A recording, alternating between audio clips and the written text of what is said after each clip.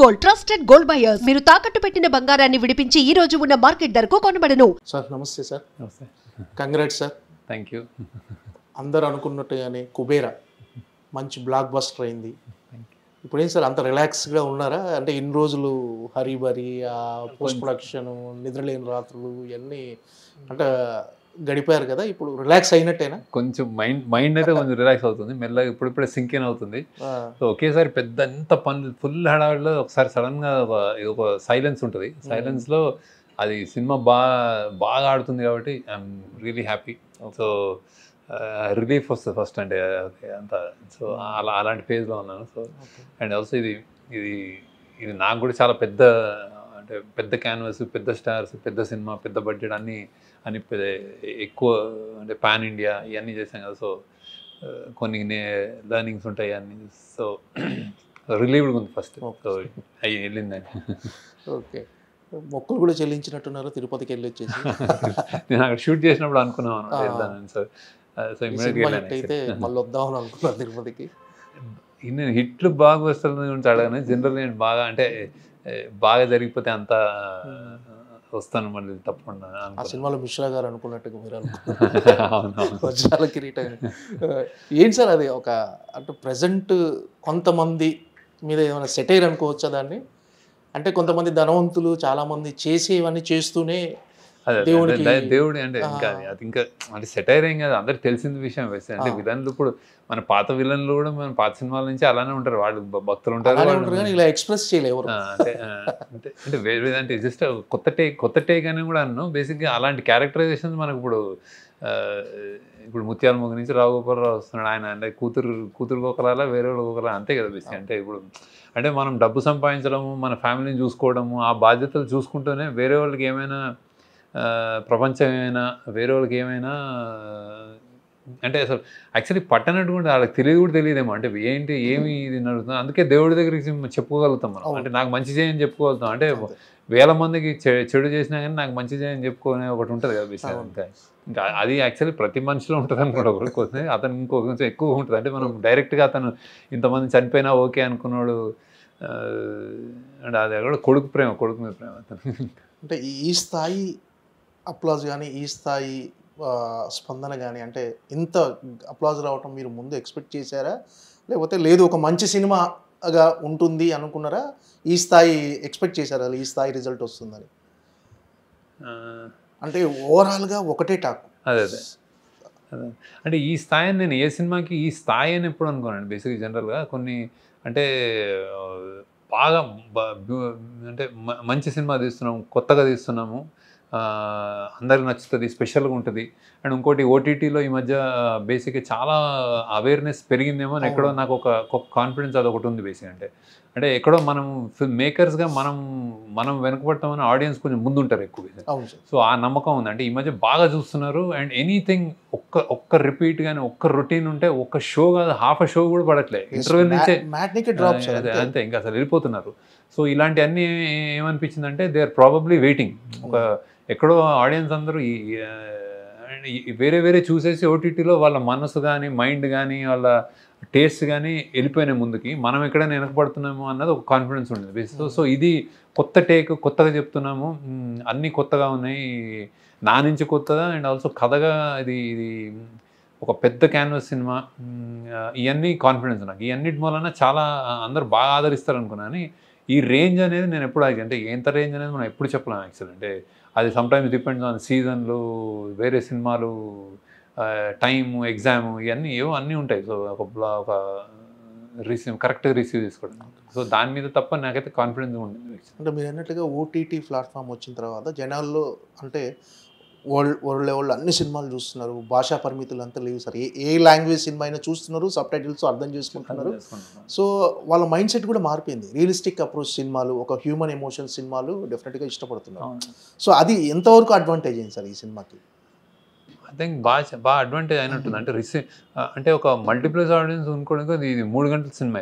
అది చూస్తూ కూడా వాళ్ళు ఒక రియాక్షన్ కరెక్ట్ టైంకి కరెక్ట్గా అనుకునే అదేంటి ఒక రియాక్షన్స్ ఉంటాయి, ఆడిటోరియం రియాక్షన్స్, పంచ్ అనొచ్చు, ఒక రియాక్షన్స్ అనొచ్చు, అప్లాజ్ అనొచ్చు, అదే గూస్ బంప్ మూమెంట్స్ అనొచ్చు, అవన్నీ అలా కరెక్ట్ మేము అనుకున్నట్టు జరిగినాయి. అది ఇప్పుడు ఓటీటీ అనేది ఒక చిన్న అంటే ఒక మాధ్యమము, కానీ టైమ్స్ అంటే టాల్ ఇంకా బిగ్గర్ దీంట్లో అంటే టైమ్స్ మారుతున్నాయి. ఓకే. అంటే not just OTT with internet what ever awareness కుర్రోళ్ళు అంటే ఇప్పుడు ఒకప్పుడు ఐక్యూ లెవెల్స్ కానీ ఒక 10th కుర్రోడికి ఇప్పుడు 5th కుర్రోడికి ఐక్యూ లెవెల్స్ సేమ్. అంటే in terms of digital intelligence కానీ వాడు చేసే విధానం కానీ అన్నీ మారుతున్నాయి కదా. ప్రాబ్లమ్ సినిమా కూడా మారాలి, ఎప్పటికప్పుడు మారుతూ ఉంటాయి, అది వస్తూ ఉంటాయి ఒక్కొక్కటి అక్కడ ఆ టైమ్స్లో వచ్చి కొడుతుంది సినిమాలు. సో అన్నీ మార్పు ఐ థింక్ కోరుకుంటున్నారు. మార్పు జనరల్గా ఆడియన్స్ టేస్ట్ కూడా చాలా మారిపోయినాయని అయితే అనుకుంటున్నాను యాక్చువల్లీ. సో దానికి అనుగుణంగానే వచ్చిందేమో సినిమా. అంటే యాజ్ డైరెక్టర్గా మీరు కెరీర్ స్టార్ట్ చేసి 25 years అయింది, కంప్లీట్ అయింది సార్. Silver Jubilee year. అంటే 25th సినిమా అంటే 25th ఇయర్లో కుబేరా రావటం, ఇది ఇంత మంచి సక్సెస్ అవ్వటం పర్సనల్గా యాజ్ ఏ డైరెక్టర్గా మీకు ఎంతవరకు సంతృప్తినిచ్చింది సార్? చాలా అంటే ఒక మైల్ రాయి 25 సంవత్సరాలు అనేది. నేను యాక్చువల్లీ 25 సంవత్సరాలు అనుకోలేదు. స్టార్ట్ చేసినప్పుడు వెళ్ళిపోతా ఉంటే మధ్యలో ఇప్పుడు ఒక 3 months 4 months బ్యాకే అరే 25th ఇయర్ ఇది వస్తుంది అనగానే సడన్గా ఒక ప్రెషర్ కూడా అనిపించింది నాకు. అంటే ఇది అరే ఏదైనా అంటే 25th దాన్ని మరీ ఎక్కువ 25 అనుకుంటే ఏం చేస్తున్నాం అని. ఎందుకంటే నేను మామూలుగా ఒక సినిమా తర్వాత సినిమా రాయడం తర్వాత మధ్యలో ఇది అనగానే అరే ఇది ఏంటి అని ఒకసారి ఆలోచించాను. Then I thought this is more than apt.